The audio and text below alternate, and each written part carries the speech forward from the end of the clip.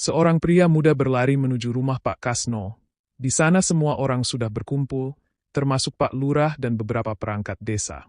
Istri Pak Kasno, Bu Tasmi, terduduk lunglai di ambang pintu. Pria muda bernama Jono itu memberitahu Pak Lurah jika dirinya sudah menelepon anak Pak Kasno yang sedang merantau di Kalimantan, dan butuh beberapa hari agar anak Pak Kasno tiba di desa mereka. Di tahun awal 2000-an, tak semua orang memegang HP seperti zaman sekarang. Telepon hanya dimiliki beberapa rumah orang kaya di desa itu. Dan salah satu yang memilikinya adalah keluarga Jono. Akhirnya, atas arahan Pak Lurah, tubuh Pak Kasno segera diurus untuk dimakamkan hari ini juga. Namun, saat dimandikan, tubuh Pak Kasno bergetar hebat seolah bangkit dari kematian. Pak Lurah coba menghubungi rumah sakit terdekat. Namun karena desa mereka begitu pelosok, akan sangat lama menunggu petugas sampai di sana. Akhirnya, karena masih ragu atas wafatnya Pak Kasno, warga bersepakat untuk menunda pemakaman semalam lagi. Siapa tahu kondisinya membaik, sambil menunggu bantuan dari rumah sakit. Warga bergantian menjaga tubuh Pak Kasno di ruang tamu rumahnya, dengan diberi selimut tebal agar hangat. Tak banyak yang bisa dilakukan mereka karena keterbatasan pengetahuan. Hanya doa-doa yang dibacakan naik tinggi sampai ke langit seharian itu hingga tembus pagi hari. Namun tubuh Pak Kasno tak lagi bergerak. Denyut nadinya juga tak ada. Tubuh Pak Kasno semakin dingin dan pucat. Pak Lurah yang disuruh memutuskan perihal ini juga ragu-ragu memberi perintah. Sebab kalau salah bisa jadi ia memerintahkan warga menguburkan seseorang yang sebenarnya belum benar-benar wafat. Tapi melihat tubuh Pak Kasno semakin pucat dan tak ada tanda kehidupan lagi, akhirnya mereka sepakat untuk memandikannya lagi dan merawat tubuh Pak Kasno seperti kebiasaan di desa mereka. Petugas dari rumah sakit tak pernah tiba di desa mereka lantaran ada pohon tumbang di jalan yang merupakan satu-satunya akses menuju desa.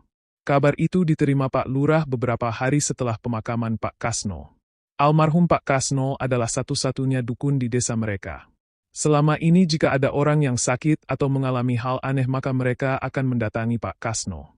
Entah benar atau hanya bualan Pak Kasno, namun orang-orang jadi tenang begitu menerima nasihat atau air khusus dari Pak Kasno. Namun kemarin itu, saat hujan disertai angin melanda desa seharian tanpa henti, Pak Kasno tiba-tiba jatuh dan meninggal dunia.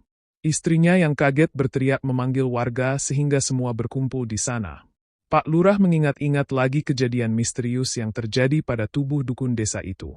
Beberapa warga yang akan memandikan Pak Kasno bersaksi jika selain tubuh Pak Kasno bergetar, mulutnya juga komat-kamit seolah merapalkan mantra tidak jelas. Karena itulah warga beranggapan mungkin Pak Kasno belum meninggal dunia.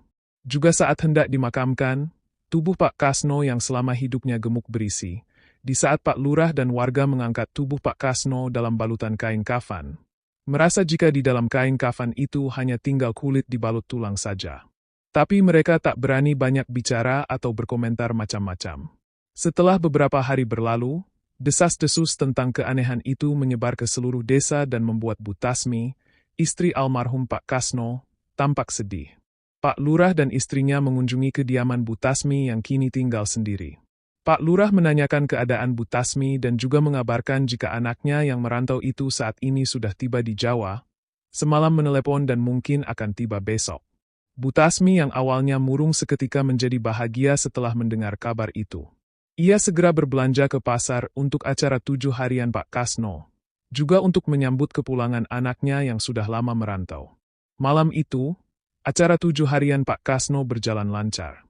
Seusai warga pamit pulang, tersisalah Pak Lurah dan beberapa bapak-bapak lain duduk di teras rumah almarhum Pak Kasno, mengobrol santai sambil merapikan rumah itu usai acara 7 harian.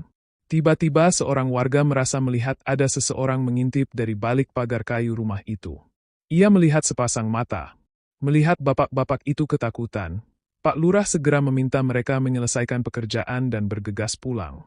Tengah malamnya, suara rumah Bu Tasmi, istri almarhum Pak Kasno itu, diketuk beberapa kali.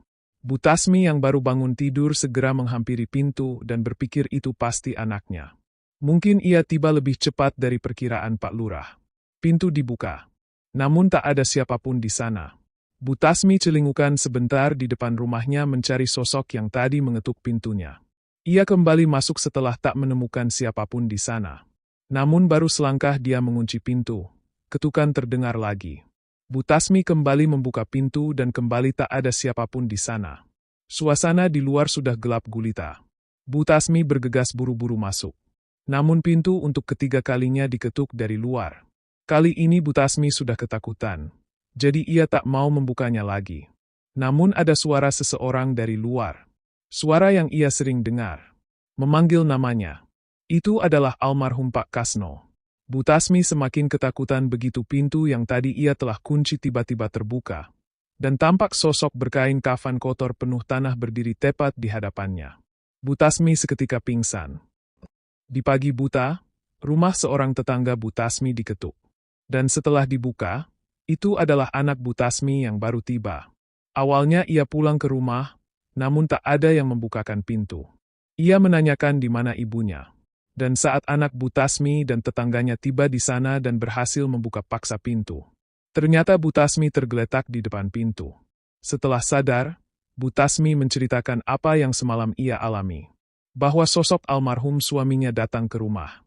Mereka juga menemukan jejak tanah di depan rumah Bu Tasmi hingga menuju tempat peristirahatan Pak Kasno. Dan betapa terkejutnya warga mengetahui makam itu telah terbuka, dan tubuh Pak Kasno tidak lagi berada di sana. Warga kembali geger. Sejak saat itu warga resah sebab setiap tengah malam rumah mereka diketuk oleh seseorang. Namun saat dibuka, hanya ada jejak tanah di teras mereka. Anak Pak Kasno akhirnya buka suara jika semasa hidupnya ayahnya memiliki ilmu yang bisa membuatnya sakti. Namun ilmu itu harus diturunkan kepada seseorang jika si pemilik ilmu akan meninggal. Jika tidak, maka tubuhnya akan digunakan oleh sosok pemberi ilmu untuk mencari sendiri siapa yang akan menerima ilmunya. Anak Pak Kasno ternyata pernah ditawari ayahnya untuk mewarisi ilmu itu, namun ia menolak. Sehingga sampai hari wafatnya ilmu itu masih dipegang Pak Kasno, membuat tubuhnya digunakan oleh sosok pemberi ilmu untuk berkeliaran mencari sendiri penerima ilmu selanjutnya. Setelah mendengar pengakuan itu, Pak Lurah segera mencari bantuan ke desa sebelah yang memiliki sesepuh yang memahami hal ini. Setelah melakukan ritual tertentu, tubuh Pak Kasno kembali ke tempat peristirahatan terakhirnya dalam keadaan yang tak bisa dijelaskan bentuknya. Warga buru-buru kembali memakamkan tubuh itu. Dan sejak saat itu tak ada lagi gangguan di desa.